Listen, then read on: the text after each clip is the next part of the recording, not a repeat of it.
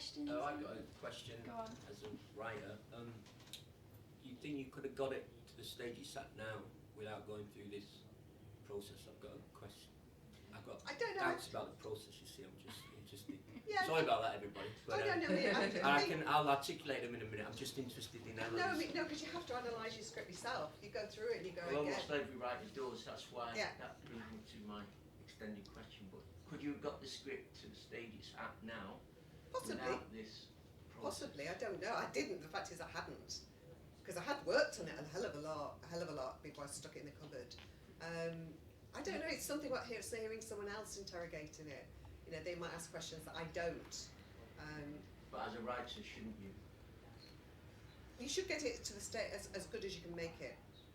And if you think it's still not, you think there's something still not working, but you don't know what more to do with it, that's when I'd get advice from someone else, or I'd bring someone else in to do a read through for me. Right. Okay. You know, you should be able to, but you can't always. You know, there might be something you can't fix, or you can't see something, it's not clicking for you, and you're not quite sure. Then I'd get someone to read through it, and then I'd listen. For me, it's the listening as well. When I hear it, I think the biggest thing for me as a writer is hearing it. I've got to hear it first. You know, I don't want to look at the actors. I just want to hear it, see does it sound right. Yeah, I'm sure lots of writers can get it to this stage. For me, I hadn't. Well, I guess you have already on other plays. Sorry? You have already on other plays where you've Yeah. presented what you see as a complete script Yeah. too. Yeah. About the process then, which is following on from that question, it seems that the process is, to me, day one of rehearsal, extended, introduced early in the process and then extended into a longer period of time. I mean, all this would effectively begins on day one of the rehearsal. Yeah.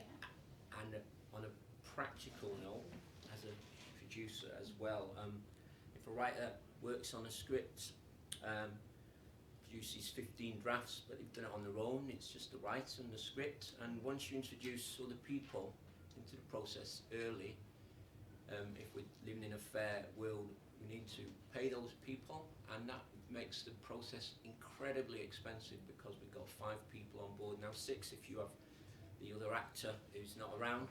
And then the process then becomes, just in practical terms, an incredibly expensive process, and really it's the writer's role to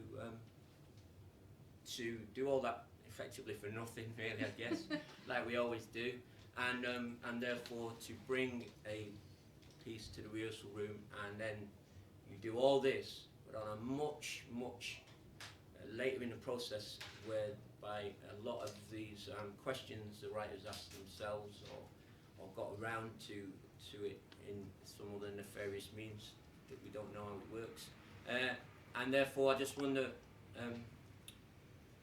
if really what you're doing is introducing things into the process which can be done in a more organic way through the writer, and also in practical terms from a production point of view, just cheaper. And that's not to denigrate any of the work you've done at all, which is all wonderful, and I'm coming at it from a purely writer's point of view. That is a fantastic question, and that is exactly what we're trying to do, because I work predominantly in fringe theatre, and that's where I create my own work, and I work with writers, and we have little to no budget to start with, and it is, like you said, the cost would be phenomenal to do this on every project, with every new piece of writing. What I'm trying to do with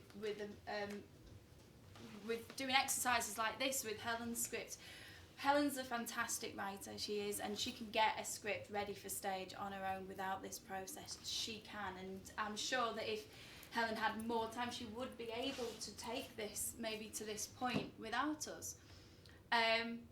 It's nice to be able to aid it, but what I'm wanting to do is try and find a way that people in that lower end budget of creating theatre, which is where most new writing comes from.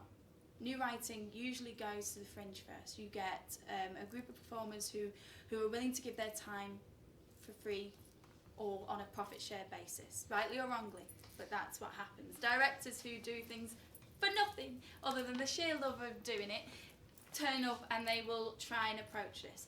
Often though, those people are at very early points in their career, possibly don't have a lot behind them of how to nurture and support new writing. And what then happens is they've got a production date in this venue, they've got to get it done there, they've misunderstood the amount of time they're going to need to possibly do a development process like this. And we end up doing rewrites hastily, often, you know, on the advice of somebody who possibly doesn't have a lot of time to give that advice, or has alternative motives. They don't want to spend as much on set, they don't want to get another actor in. There's lots of factors. What we're trying to do here is find a process that can be written up, can be given as a guideline to say, if you're working with new writing and you want to be fair to the writer, you want to be fair to your performers, and you want to be fair to yourself as a director or a producer, here's an idea of how to go about it. These are possibly the attitudes that you need to have. Not coming in as a director and saying, I want to stamp this with my style, because there's a want to have to do that, to try and put your stamp, I direct things like this. As a performer, to say I'm going to perform like this and then most people are going to want me, and to try and self-just on that, and all those alternative motives that are very valid. People want to promote themselves. But to have, at that new writing, at that first draft, at that early point, to have some guidelines and some ideas as to how it's going to best serve the writer, who often gets lost and forgotten about in these processes. Once their script is handed into the company, to the person who's going to take it, they go, thank you very much, and we're going to run off over here with it. That writer might be at the beginning of their career. This might be the thing that the first piece of writing they've ever written, that they want to see if it can work, and they don't get that support that they need. I think, a brand new writer would probably benefit a lot more from something like this. Yeah, Do you know what I mean? Yeah, I think- But like you said, the point of the project is to explore what is the best Yes. practice. Yeah, I think, and I think that's for the me, project. I think for me, yeah, I probably could have done it. Yeah. In fact, I hadn't. Is one, you know, like you write a play and you don't do anything with it, you shove it in the drawer, then you work on other things. So for me, it was an experiment. Yeah, And- no, and really, I just- I I was just asking. Yeah, It's a really I good realise that question. the process Really. is for new writers. Yeah. You know, Yeah. Yeah, I'm it's not a not, new so- writer. No. so I but can see you're for me, it just was like an kind of a experiment. guinea pig for the process. Yeah, Yeah, it was an experiment. She was a willing guinea pig, though. Yeah, Sometimes. I imagine she was. Yeah. But for me, it worked, and it was, you know, Okay. it was just then. And I think what I really wanted to do, because I trust Helen's writing so much and I know how fantastic it is, that from doing this process, any questions that came up wasn't going to be about your writing, it was going to be about the process, it was going to be how that was handled, because we know Helen can create fantastic work.